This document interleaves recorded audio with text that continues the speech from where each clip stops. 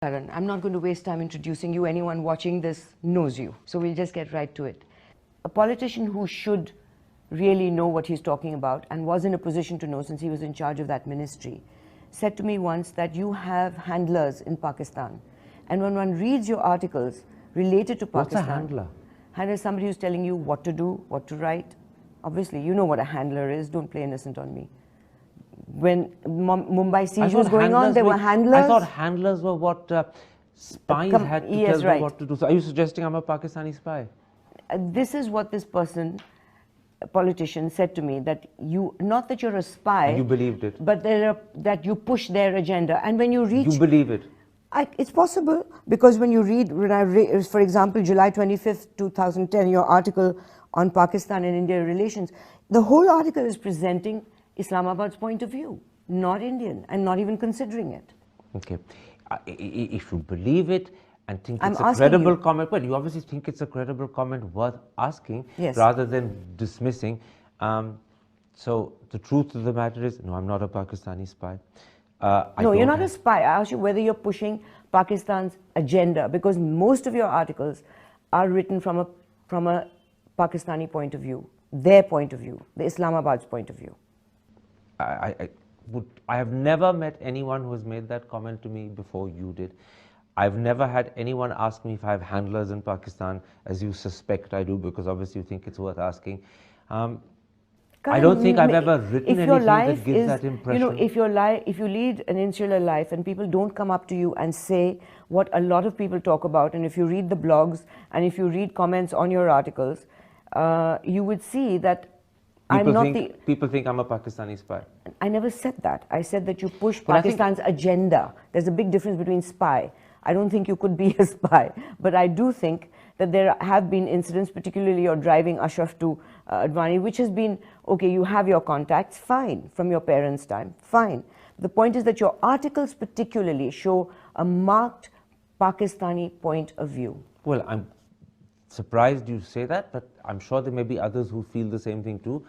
I don't think they show a marked Pakistani point of view. From time to time, certainly my articles present a Pakistani point of view, because I think as Indians we ought to be aware of it.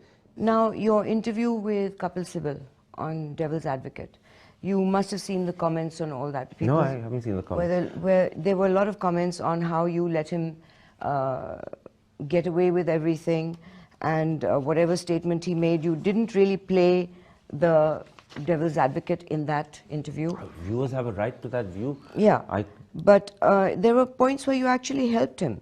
You know, I mean, when he says there's no pre-screening, when you quoted to him that the Hindu had already published that a senior official of the department had said that there will be, we've asked them to actively screen and filter all sites before it's uploaded. Now, if it was anybody else, you would have really gone after that man. You don't let go usually. You let this go.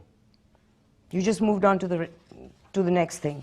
And then you're helping... No, I didn't just move on to the next thing. I made him repeat twice that there would be no pre-screening and that it wasn't his intention. I pointed out... But his government had already announced there would be. Now, normally you would go after, but your government's announced it. It's announced it. You would have gone after him. Tooth and nail, you would have gone after him. But you let it go. You just repeated it and established that, okay, now you've said it. Forgive me. This government hadn't... My guest today is the ever-charming, ever non-interruptive, exceedingly polite, will always allow you to finish your answer. The charming, a very dear friend of mine, Karan Thapar. Karan, welcome to Devil's Advocate. Thank you for those wonderful lies that you just told about me. But these lies are true. Now, I've been told, and not that it's specific information privy only to me, that Pakistan always has two high commissioners at the same time in Delhi. One is the guy who floats in and out of Islamabad, and one is you. What is this love affair that you've had with Pakistan? Why is it that every Pakistani High Commissioner relies on you for everything that must happen in Delhi? Well, the first part of that answer is that I am reasonably fond of that country. My parents were born there in the days when it was part of India. I don't share the prejudice that my countrymen in some quarters do. And I certainly don't have any prejudice for Muslims. I'm open as a journalist ought to be. I enjoy going there, I enjoy understanding them. Many Pakistanis who were in power, including Benazir when she was alive. There is a lot of intellectual arrogance in the English media in this country. They don't want to understand. The problem with this man comes from a village. He's just seventh pass, and people don't want to understand. And he wears a Gandhi cap and a dhoti. So we have to understand. The anglicized media has to understand that they are away from the reality, and they don't. And there are few people. And Karan, last word. There are few people in the media who are trying to believe that they are a spokesperson of the government and they are looking for the post-retirement benefit. That point also should be noted. At the point at which you suggested that the English media is not just arrogant but behaving as spokesman of the government, I feel rather amazed that anyone could ever think I'm a spokesman of the government, but arrogant, very possibly. Let us be very clear. I know people who are a spokesperson of the government behaving in the media, writing about it, and they are trying to get flats in the bungalows in somewhere else in the city. I know by